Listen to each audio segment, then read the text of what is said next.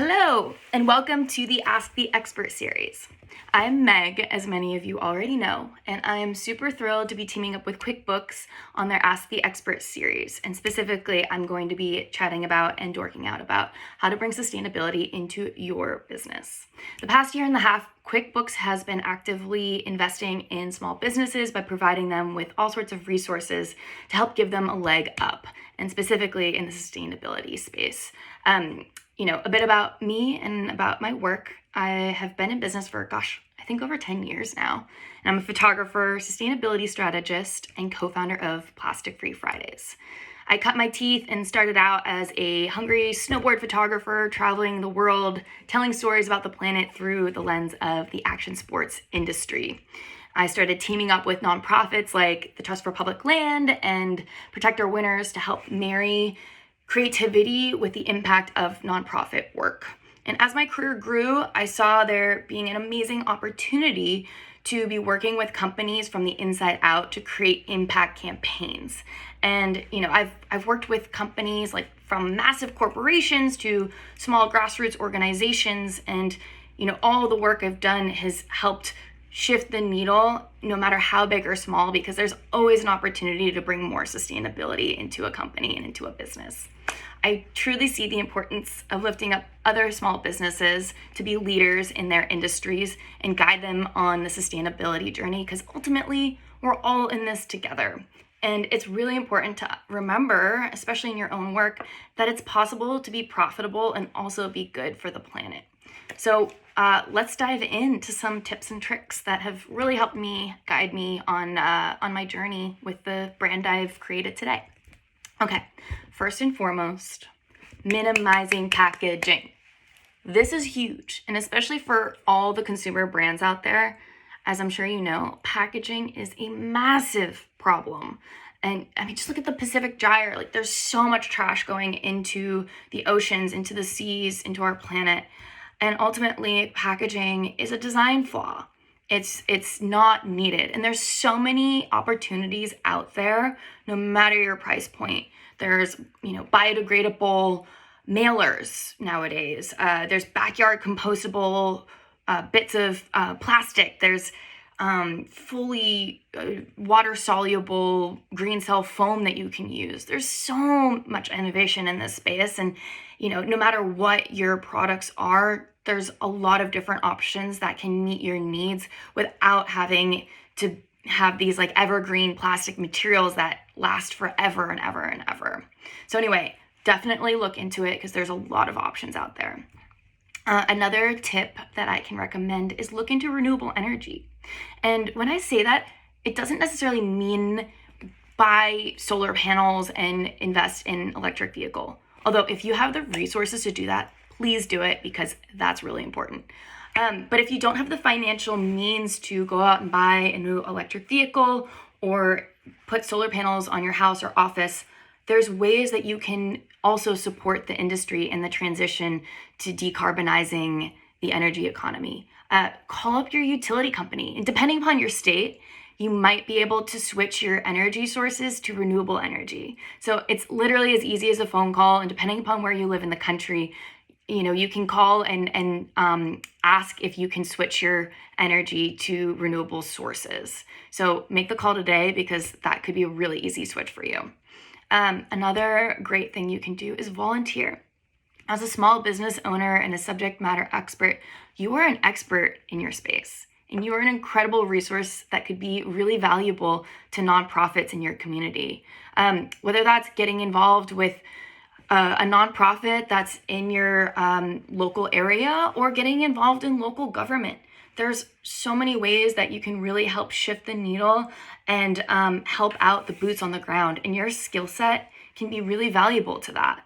So I definitely recommend getting involved, whether that's an hour, a day, part of your month, doesn't matter. Just really, it'll help not only fuel your soul and fuel your work, but also give back to the local area that's giving you so much.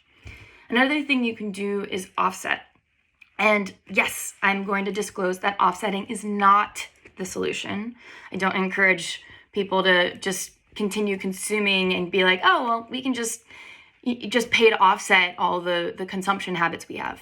It's not the solution. But, for having non-negotiable travel expenses, like if you have to fly for work or if you have to drive a truck for work, there's ways that you can offset that and, help shift your business to having a greener impact. And make sure when you do offset, though, that it's a United Nations certified and United Nations backed offsetting program to make sure that the work being done in local communities around the globe is actually creating that impact. So definitely look into that.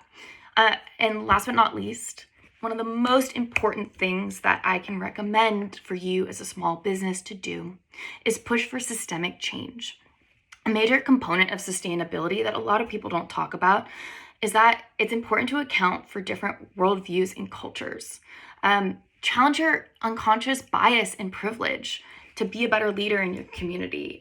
Lift BIPOC communities up and encourage there to be representation internally and externally in the work that you do.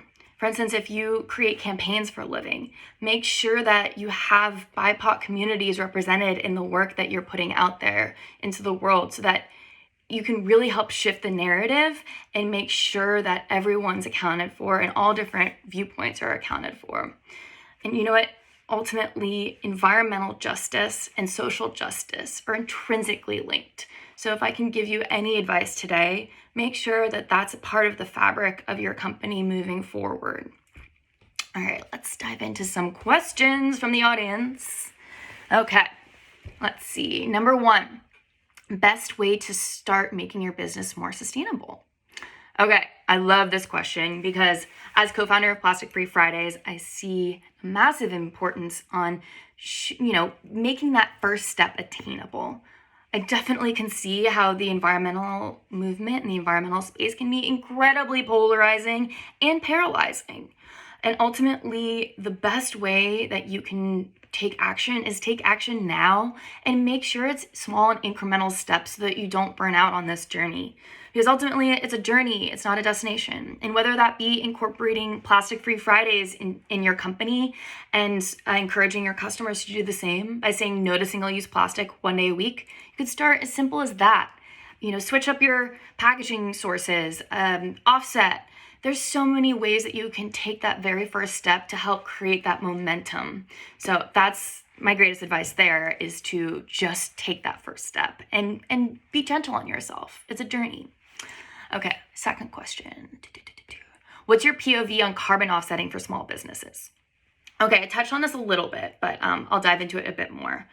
First and foremost, the top 100 corporations in the world are mainly responsible for the vast amounts of carbon that are emitted into the atmosphere with greenhouse gases. So it's not the responsibility of small businesses to account for the damages done by those corporations.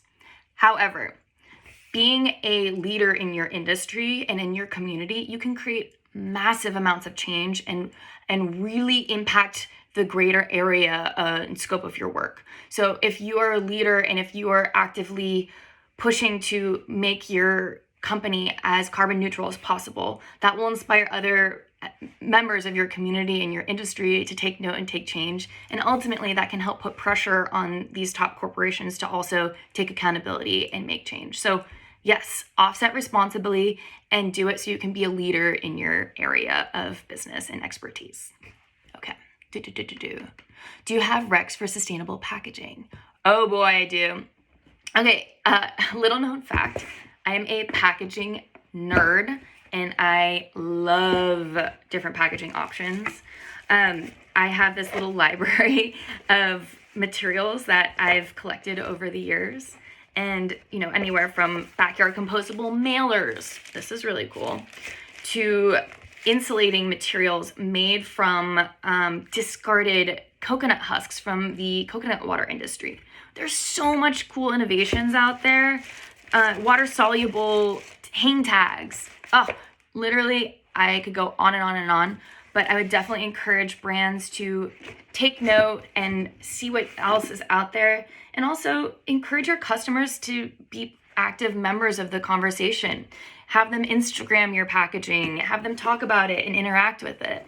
And 2 bits of advice: if you're going to create packaging, Either have it be completely circular, so it's going to be used over and over again. It could be shipped back to your company. It could be reused by the consumer, or have it disappear completely. Have it be biodegradable in your backyard. Have it be water soluble. So either or, have it be, entirely circular to be reused, or have it disappear. Okay, let's see. Last question. Benefits to sustainability from working remotely. Well, you're cutting down on commuting time. You're cutting down on having office spaces have to be used and, resources to be investing in those office spaces. I would say also too, using opportunities of being at home more and working at home more to invest in your home office and your home itself. Get a compost bin. If you can, get solar panels. Root down and keep your community tight around you. And it's definitely a benefit, I think, working from home. Okay.